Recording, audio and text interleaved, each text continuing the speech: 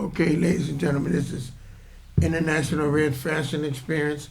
This is the monthly show I do with my queen Beverly, and this is her show. And due to the fact that this just happened to come up. This is a coincidence. As far as her father's birthday is on this day, which is June 14th. June 14th. But he's living in heaven now. He's not here now, but it's Yeah, he left when he was 48. he's 48. But we just happened to do. I decided to do this show because it was Father's Day weekend, not realizing that her father's birthday was today. And then not only that, her son is a father.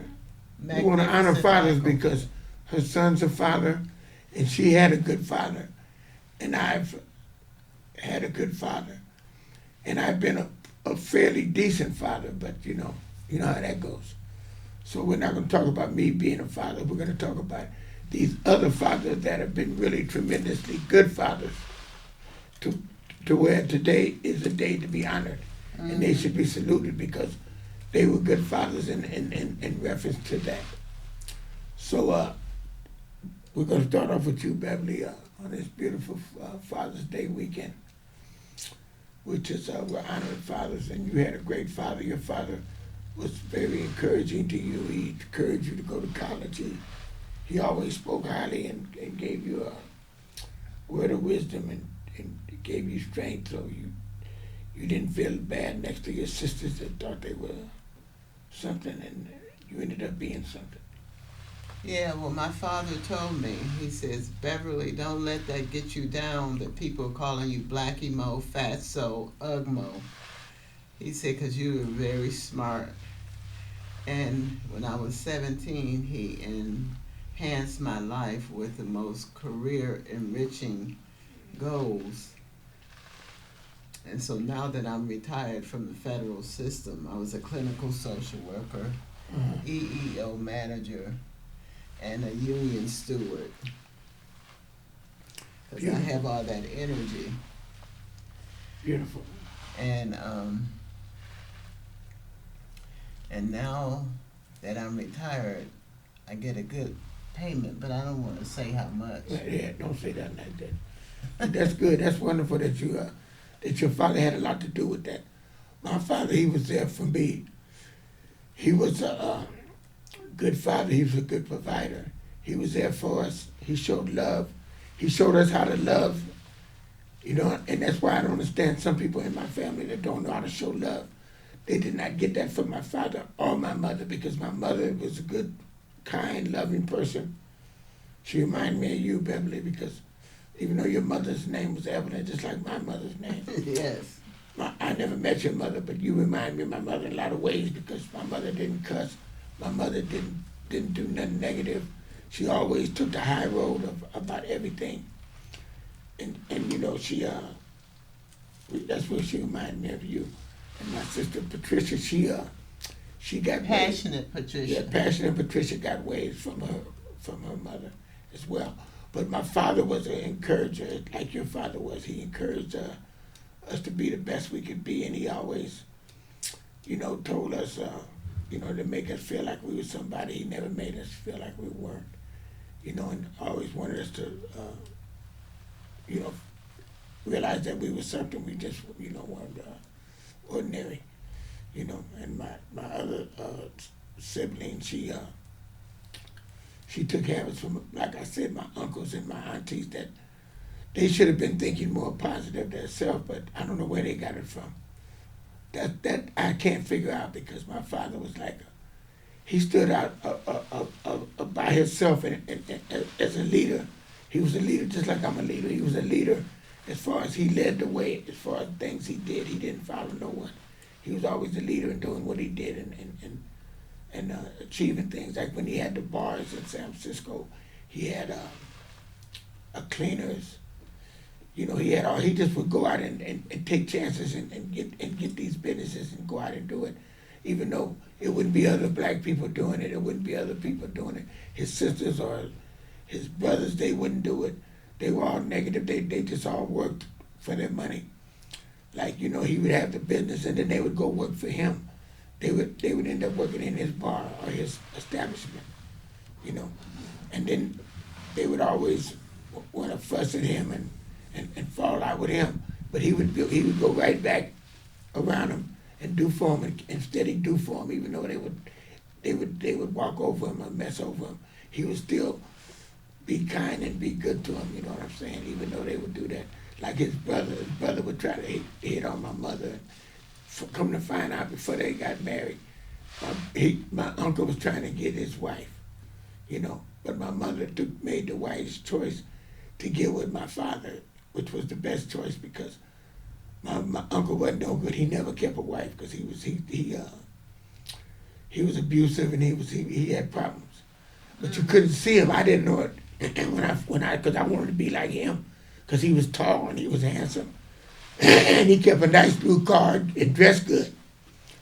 But that's all he had for himself. He lived in a one-room apartment. He didn't have nothing. My father had houses, not just one house, a lot of houses. He had money. He knew how to invest money. He knew how to be a winner. And then as I got older, I said, oh, that's the person to be. My father's the best one to be around. He kept his wife all his life. He kept his wife for 41 years, which he died when he was 72. Or was it? No, 71. My father was 71 when he passed away. And him and my mother was together 41 years. And 20 years after she was with my father, when he passed away, for 20 years after that, she did not get with no one else. She did not get with no other man. My sisters tried to encourage her to get with these men. I told her, I said, no, after you being with my father, I know it's going to be hard for you to get with a man. Then she got with a couple of men. She had coffee with them. They was tight. They wasn't trying to buy her nothing. I said, no, they got to do a lot better than that to try to get with you. Hey, you a queen. You had a king, you know, because my father used to call her a queen. She didn't call him king, but he was a king in all aspects, in all ways of the word go. He was a king. And I realize that now more than ever, because I'm a king and I got a queen. And I realize, you understand me, what a king and a queen are. I know what a king and a queen are. And that's why I appreciate following in my father's footsteps and my mother's, because I know now they're proud of me and they look down on me and see that I'm doing good and I'm doing great. And I got a wonderful woman, great. In that area, they have to be proud, because if they look at where I came from to where I'm at, I'm not drinking anymore. I'm not doing no bad things, pimping or hustling or stealing or doing none of that no more. Never. And I've been 27 years, 28 years clean. You understand? And I'm thankful. Excuse me. I'm thankful and I'm grateful. You know, and being a father, I am a father, but I'm not gonna put a sign up and say I'm the great father, you know, because I give other fathers a better hand, because they had opportunity to be around their child and raise them. My circumstances took me away from that, so I don't complain or cry about it, because the way my life was lived at that particular time, I was deprived of that, so I don't trip, you know what I mean? And certain people, like my ex-wife, people like that, they know the circumstances, so they're not blaming me, because they know that I'm a good person, and they know because, you know, they know my situation and how it went. And the right time came for me to, that's why God blessed me with this woman here, because he wanted me to have what I needed and what I'm supposed to have when I'm ready to have it, so I can be with a woman, a good woman that needs a good man to share their life with and be happy with at our golden years. Our golden years in life, we're going to be right toward each other. Mm-hmm. And that's why God blessed us with one another. And then, you know the saying, how we got together, you understand me, was a blessing, the way it went down. Mm-hmm. And that's the reason why you have to appreciate all the good that you have in life.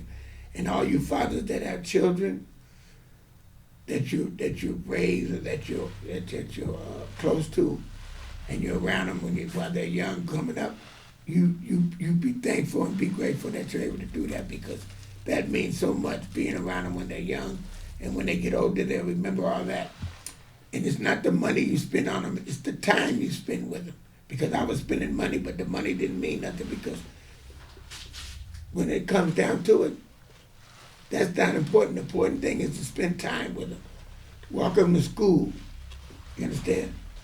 Be there for them. You know what I mean? If you have a car, drive them to school. If you don't have a car, walk them to school. My friend, well, he's my best friend, Silky. He used to walk his daughter to school, and all that. And I used to see him do that. And I said, man, you're a good father. He was a good father because he did a lot for his children. And he had like 20 kids, but he did a lot for the last 2 kids. The other ones, he wasn't there for them, and they regretted it, and they would hold grudges against him. They did all kind of bad things to him and made him feel bad. But the last 2 kids, he did do good by them. And as long as you do good by them, then you know what I mean, you can't be good to everyone. But he was young and he was having babies and he wasn't ready to have them when he had all those kids. And that's why I said you have to grow up, because we don't start off just being a good father or being a good person or whatever it is. You have to learn how to be that person or be that way. So don't hold it against a person that wasn't there at the time that he wish he could have been there.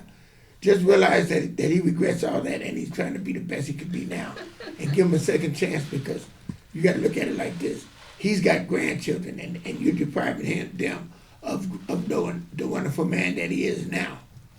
He might not have been that wonderful man then, but he's a wonderful man now, a grateful man. Just like my father, he was a great man. And my father was on the ship a lot, so I wasn't close to him as much. But when he was there for me. And I remember all that when he was there. I ran with him, we went together. He bought me a suit. He bought me clothes, because he know I loved clothes, and that's why I got love clothes today. Because my father loved clothes, he loved suits. And then he'd buy a suit, we buy the same kind of suit, we match it almost. That's why I got this matching thing too, matching. You know, because my mother, wasn't choreographed like that. She didn't match my father. We'd have a green suit, he'd have a green suit, I have a green suit. And we'd put them on and go, and I'd be like a junior king. With my father, you understand, with a real king. But I mean, I got good memories of my father, and that's what it's all about, On Father's Day, you have to have good memories of your father, because... Yes, because he told me, he said, Beverly, I want one of my children to go to college. He said that. And get a career. So I got a federal career, and I'm the only one of all his 7 children. Oh, he had 7 children? Yes. And what are the other children? What did they? None of them went to college? No, none of them went to college and got a degree like I did. So how many girls did he have? 1, 2, 3, 4. He had 4 girls? 4 girls, what did they 3 do? sons. Did they have careers, or they just housewives? No, they have careers. They did? What did they do? Other things. Like doing hair? Did they do hair? Beauticians? No. Different things? Yeah, different jobs. Just regular jobs. Like my sisters, they worked in the kitchen, at schools and stuff like that. None of them had to finish school. Neither one of them finished school. I think I got more of education than both of them. Because I got my education when I was in the joint than when I went to the penitentiary. But I did get it, though. I got to say, I did get it. That's why I'm so smart. And I was talking to my mentor, the guy I mentored, Fast Black, and he was saying, well, that's why your sister's so jealous, because you were smart, and that's why you always be around smart women and smart people, because you're not no dummy. You are smart yourself. And I said, well, I didn't look at it like that, but maybe that's why she feels like that, because, I've grown as far as what I used to do. It wasn't that I've grown. I always was intelligent, but I wouldn't apply my intelligence. I would dummy down. What I would say is, I'd be around people that weren't as smart as me, and then I would act like I was like them. I wouldn't like cuss and and be on their level, trying to identify with them. Instead, now I don't do that no more. I stopped doing that like 5-6 years ago, because I realized that you got to be your full potential. You can't be trying to identify with those people, because then that's what you're going to end up being around, people like that. So now I don't be around those kind of people, and people that do all that cussing and fussing and loud talking. I don't be around it. It's not that I'd be embarrassed, because I do talk loud, but I don't talk with vulgarity or nothing like that. I just got a loud voice when I'm in the crowd. And some people say, man, be quiet, don't talk like that. They'll tell me to do that. And I say, I don't care about those people think. I'm not saying nothing that I'm embarrassed about.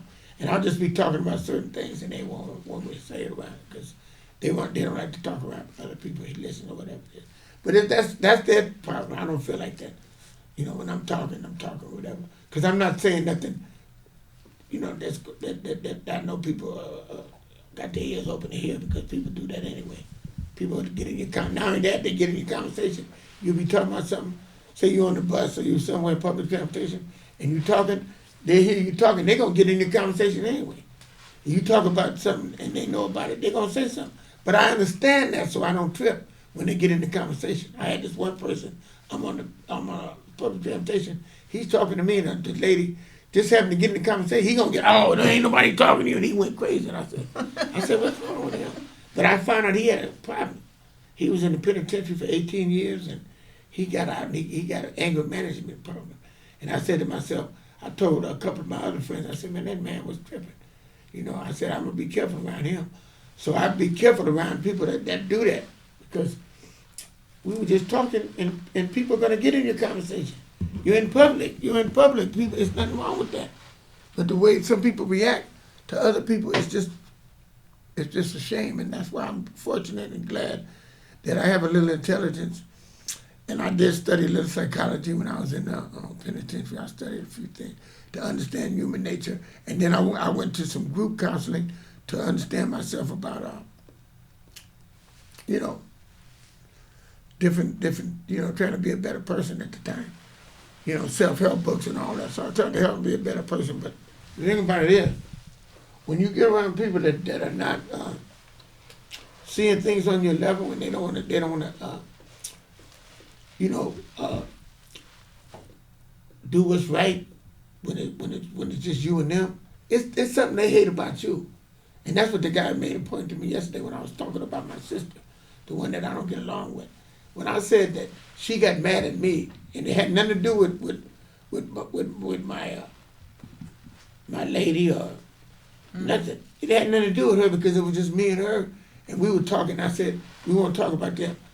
The friend that I got in the car, she said, oh, what are you doing with that loud? She attacked me. And I told him that, and he said, no, she just don't got a thing about you. It has nothing to do. That's her excuse saying that. And then another friend of mine said, oh, it's because she's jealous because you're not spending time. You and her were close together, and you're not spending time with her no more. Well, it's like this.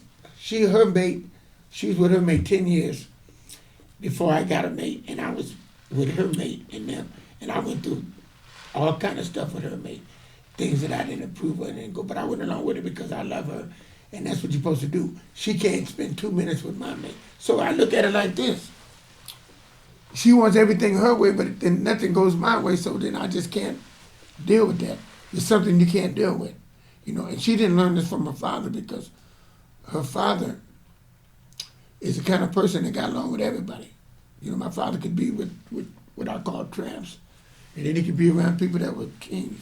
He didn't discriminate. When he was drinking, he drank with all of them. But when he went home to the queen, and he'll tell you in a minute, I'm going home to the queen. And he didn't never mess nothing up. He always bought her stuff. The car he bought, the new car, it was the queen's car. When he got the new car, the new car, it was her car. Oh, wonderful. And he let her drive to work. He everything good, the best all the best things. When he bought the house, it was for the queen. It was her house. He did things for her. That's why I say that my sisters and me, we know how it's supposed to go as far as how a man and woman are supposed to treat each other and how they're supposed to be toward one another. Mm-hmm. Because we've seen that in our family.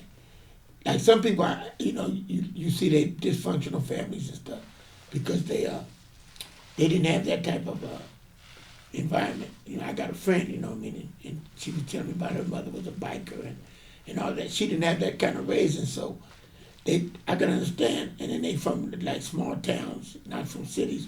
I had the privilege of being from a city, and not only that, and then be raised by good parents. That gives me that's why I have so much style and so much influence, because of the people I was around. And I'm grateful and thankful for that. You know, and then when God brought me the queen that he knew I was going to be with the rest of my life, he brought me a queen that had style. When I met her, she had style. And she attached to my style. And I'm the fashion coordinator. You understand? And she's a fashion ambassador now. You understand? She's my assistant ambassador. Thank you, my king. But anyway, getting back to fathers, her son's a good father. Yes, my magnificent Michael. You know what I mean? We'll give him a shout out because he did a good job Yes. of being there for his daughter And being there for me too. and being there for his mother because, you know, his mother, I don't know how long she was with his father, but how long were you with Michael's father? A few years? Just a few Just a years. few years, okay. So she was raised as a single parent. And I guess his father was I guess when he stayed with his father, he was with his stepmother or whatever. But the Yeah. point of it is, he was a good kid, good ethics, good morals. He don't have his pants. He's only 31 or 32. Now it'll 31. be 32 next month, Yes. July 1st. July 1st. And he's raised proper because he respects his mother. I've never seen him disrespect his mother. I've never seen him wear his pants hanging on his behind. He's always been a good kid as far as I know, and I've been with her over 4 years. So, you know, I give him a shout out for that. Being a good father and being a good kid toward his mother. Because he has my only grandchild that I have. Yeah, she has one grandchild. And her name is Beautiful Bailey Yeah. Boo, we call her. And so it's like, she's going to be a wonderful child. She's wonderful now. Yes, because she's cheerleading. And she's wonderful, and she's going to be great because, like her father, when the father's there, I realize this now. At the time when I was young and everything, I didn't realize it like I do now. That the father is the one that makes the most impression on a girl's life. And the mother makes the most impression on the boy's life. I didn't realize this at the time, but as I grew up, I did. And my mother was there for me all the time, so that's why I'm not really a bad kid. But that's why some people, that happens. See, and by him being there for his daughter, she's going to grow up, go to college, she's going to be just a great child. Wonderful. You know, and to be a great adult. Because she raised her son right, see. It runs in, it goes through the family. See, even if the father, let me tell you something, if the father running around being a promiscuous guy, and he does all that, if the son has respect for his mother, and he knows his mother is not like that, she's a good woman, he would not do that. He would treat his woman like he wants to treat his mother, because he don't want to cheat on his father cheating on his mother, so he would not cheat on his woman. You understand? He would be a good kid, and I bet you he won't cheat on her. You know what I mean? Because he has respect. It's about having respect. Oh, yes. You know? And it's not in his And nature. he's not doing drugs or He's not drinking doing, and I know he don't fool or around. smoking. Yeah, and he's not cheating like, on his girlfriend or nothing like that, because it's not in his nature. He's been cheated on by a woman that was no good, so he knows that nothing come from that. You know, she was doing the cheating, not him. So that's why it's like most times people say, "Oh, it's always the men cheat." No, it's not necessarily the men. Men and women cheat because it takes a woman to cheat with the man that's cheating. It both works both ways. And I have this friend of mine cheating, and she's cheating with these men, and they're married. I said, if you're not getting nothing out of them, if you're getting something out of them, you're a mistress. If you're not getting nothing out of the men, then you're not doing nothing but just being it's not necessary, because you think they're not going to leave them to be with you. They're going to be with them. But if you're going to be with them and you know they're married, then you need to get something from them. You don't need to be fooling with them, because you ain't going to get no future with them. And you might as well forget that if you don't get a future. And you ain't going to get a future with no other man. Because as long as you fooling with men that are married, you're not going to get no man that's not married. Because it's cause and effect. I tell people all the time, you get what you put in, you get out of something what you put into it. You know, and you have to be good, be a good person to get somebody good. And people don't understand that. I try to tell them all the time. But getting back to fathers and being a good father, you have to realize that that's the most important thing you could do if you bear a child is to be there and be a good parent. That's the most important thing you can do for that child that you raise, that you bring into the world. You know, when we had our child, truthfully speaking, I wasn't really ready. I wasn't ready. But you know what? 2 years after I came out the joint, I was ready to change my whole life and do right. You know, but my mate wasn't ready. So therefore, things didn't work out. It wasn't for me. You know, even though when I was ready, you know. But I don't blame no one because I was like 20 in my early 20s. And like I say, when you're in your 20s, you have to be a very mature person in order to, be a good parent. But like I said, her son was young when he had his daughter, and he was there, and he's a good example of a good father. Yes, And all the rest of you young people, when you have these kids, stand up and be a good father. Don't listen to what these people tell you, running around having all these kids, 10 and 12 kids. You can't spend quality time if you have 12 and 13 kids when you're young and trying to have kids for what? You got to spend quality time with these kids. The less kids you have, the more time you can spend. Because even if you have a lot of money, you do not have enough time to spend with these kids. I hear Nick Cannon bragging about all the kids he got. But then again, he's not, with two or three jobs he got, he's not spending enough time with the kids that he has, because having all those kids and having all those jobs, you don't have time, you know. And you don't realize it when you're young, but when you get older is when you realize it. And when the kids get up there and they get to be past teenagers and they get to be young adults, and then they start talking about you, about what you didn't do and what you wasn't there for them and all that. I know I hear my nieces and things talking about how their mama wasn't there and what they didn't do. And they did do a lot for them, but they look at what they didn't do. And I said, all of the things they did do, they want to pick at the things they didn't do. Because that's why you have to be there most of the time, not some of the time or half time. Because they'll look at the times, I was with my grandmother, they looked at when they was with their grandmother. But they wasn't with my grandmother all that much. They was over there a lot. But that's what grandmothers are for, to bring the kids over there so the kids can watch. You understand me? Because the grandmothers want to be around their grandchildren. So there's nothing wrong with that. You know, so a lot of times that's what grandmothers are for, to watch the grandkids, and then while the other kids go to work or do whatever they're doing, you know. Because other ethnic groups, the Spanish, the Chinese, they grandparents, that's what they do. They watch, they have them right there in the house with them. And they watch the kids when the mothers and them go out. They all under the same roof a lot of times. But you know, we can't live together because we can't get along with one another, but that's a different thing. But anyway, it's run out of time. So what do you want to say, Beverly Boo? How do you do? What do you want to say for these last few minutes, you understand me, before we close Oh, I want to say this show? I want to say that you're doing great, because my little Bailey Boo even said, Grandma, your King Bobby does so much for us. Is that right? That's wonderful. She said that. Mm-hmm. Right. Well, I do. I have kids right now today. I gotta take that back. That I'm really close to. That I'm kind of like setting an example. Her stepson, Gabriel. Oh yes. I'm there for him every month, right with her, and I'll be there. I do things for him, and he kind of feels like me as a father image. So I kind of have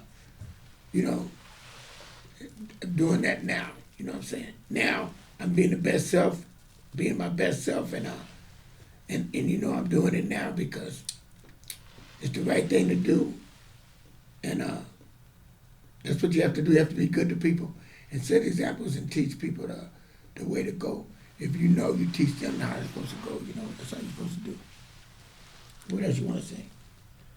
Oh, are we out of time? Almost. You got a minute. 1 minute? We got another minute. Oh, I just wanted to say to my nephews, King Henry Brown III, Percy Hodge, the 3rd. Yeah. And friends, joy for John Dennis.